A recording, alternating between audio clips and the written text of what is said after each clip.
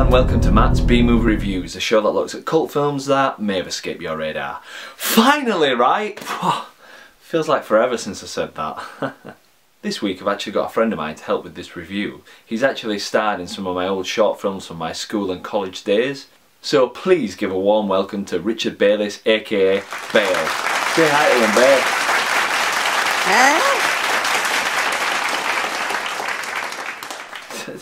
Don't be shy, mate, just say hi to him.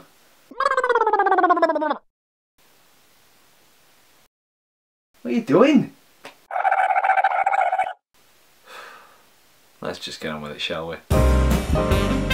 Feature presentation. So last time around I gave you the choice of which vampire movie I was going to look at this time round. I got some pretty decent title choices like Vampageddon, for instance, which to be honest I should have actually looked at instead of, but anywho, I checked out the DVD that I'd been given many years ago. It's none other than 1986's Vamp.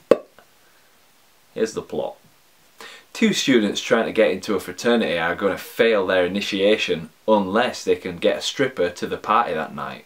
So having no choice, they borrow their Asian friend's car and head to the seedy side of town. Seeing an ad in the paper, they head to the After Dark Club in hopes of getting a girl within their price range. Unfortunately, they don't realise that the club is a front for vampires who are finding victims for themselves and their vampire priestess, played by none other than Grace Jones. Can they find a stripper and make it back to campus, or have they simply bitten off more than they could chew? Cannot believe I've just said that. First thing I want to say about this movie is, who did the lighting?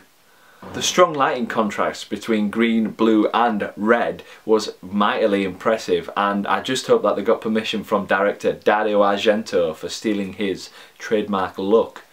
Otherwise he's gonna be mad.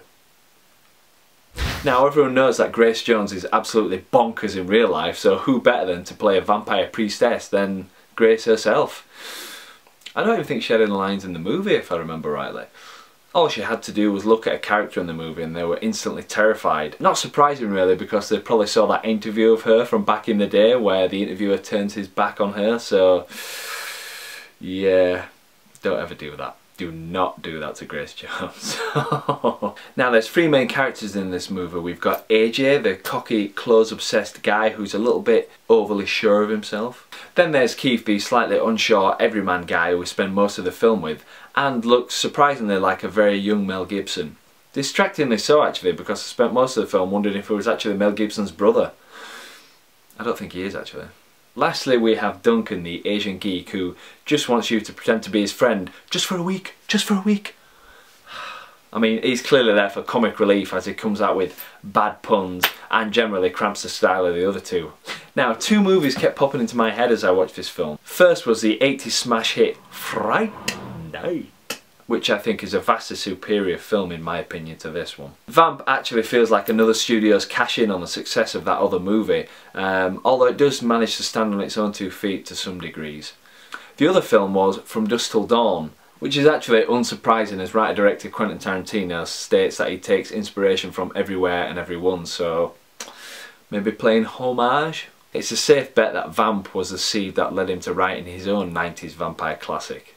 Some pretty decent vampire makeup and effects in this film, which I'd imagine would be quite terrifying if this was a serious horror film. Although it does have its moments. Personally I kind of enjoyed watching this movie as it had a lot of B-movie charm, which I obviously appreciate. Unfortunately there's a real sag in the middle of this movie and it sucked a lot of the life out of it for me. Sucked the life out of? Yeah? You get it? Yeah? Yes, I hate myself as well. So I'm going to give this movie 2.5 blood splats out of a possible 5. Ah, wait a second, let's ask Bale. What did you reckon to it, mate? Huh? Look, give us something.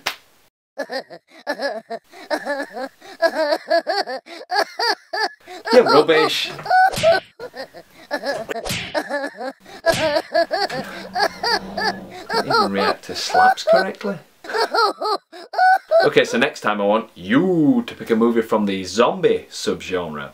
And I don't want any Romero zombie films because they are absolute classics.